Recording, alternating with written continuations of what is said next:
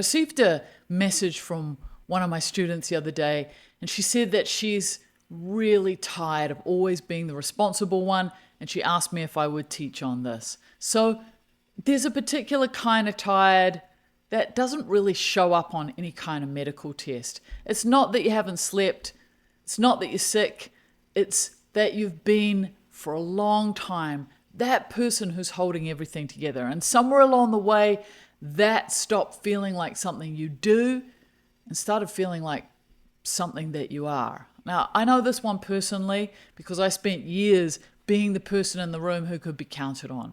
The person who remembered things, who followed through, always on time. The person who noticed when something was off before anyone else had registered there was a problem. And for a long time, I just thought this was competence. I thought it was a good thing. But what I didn't understand was that it was costing me not just energy, but something deeper. That slow erosion of knowing what I actually wanted.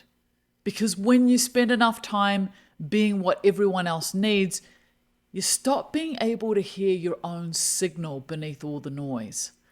Maybe you know what I'm talking about. You're the one your family calls. You're the one at work who picks up the slack. Maybe you're the one who notices the fridge is empty, or there's an appointment that needs rescheduling, or someone's struggling before they've actually said anything.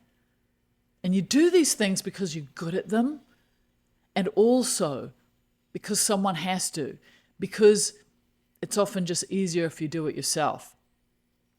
And then all the people in your life tell you these words: you are amazing, you're capable, you're dependable, and you really appreciate that. But there's another part of you that's desperately tired and maybe a little angry, though you might not necessarily say that out loud. And I want to name that because I don't think it gets named enough. This isn't just tasks. There's a word for this. Psychologists call it cognitive load. So that's that mental bandwidth that gets consumed by tracking, anticipating, coordinating, managing. And this is what actually exhausts caregivers. This is what exhausts high responsibility individuals. It's not actually the doing, it's the anticipating. So there's a constant background processing of what might be needed, what could go wrong, maybe what could fall through the cracks, or who might fall through the cracks if you're not watching.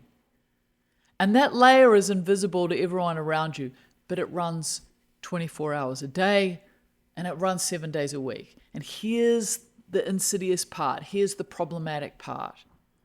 The more competent you are at it, the more invisible it comes, not only to others, but eventually to yourself. Because there's also an identity piece that I think's worth sitting with. When we take on the role of the responsible one, it becomes load-bearing. Like everybody organizes around it. Everybody expects it. And so when you step back even slightly, people get upset because they feel like it's a betrayal. They feel like you're letting them down, like you're failing at the thing that makes you you. But here's the reframe that I want to offer. Being capable isn't the same as being obligated. And the fact that you can do something doesn't mean you have to be the one who always does it. So there's a concept called learned helplessness. And most people know it as something that happens to people who always feel powerless. But it actually works the other way too.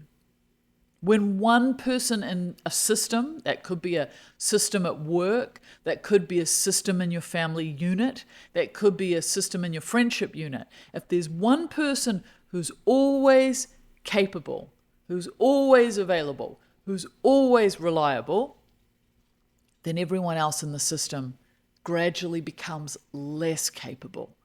Not because they're lazy, but because the system that you're in actually doesn't require their capability. So what's happened is you've secretly trained the people around you to need you.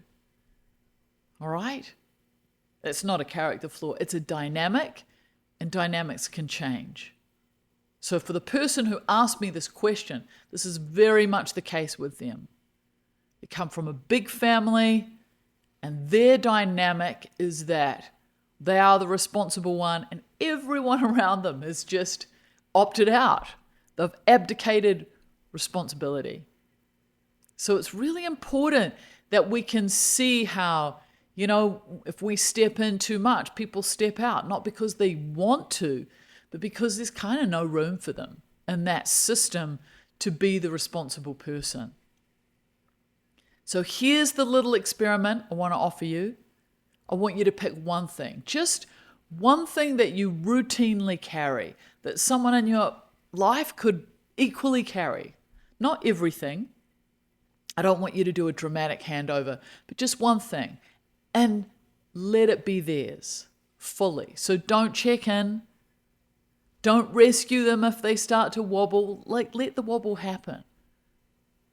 And most importantly, notice what comes up in you when you do that, because that feeling, so the anxiety or the desire to step back in or the guilt, that's where I want you to get curious. That's where the real work is.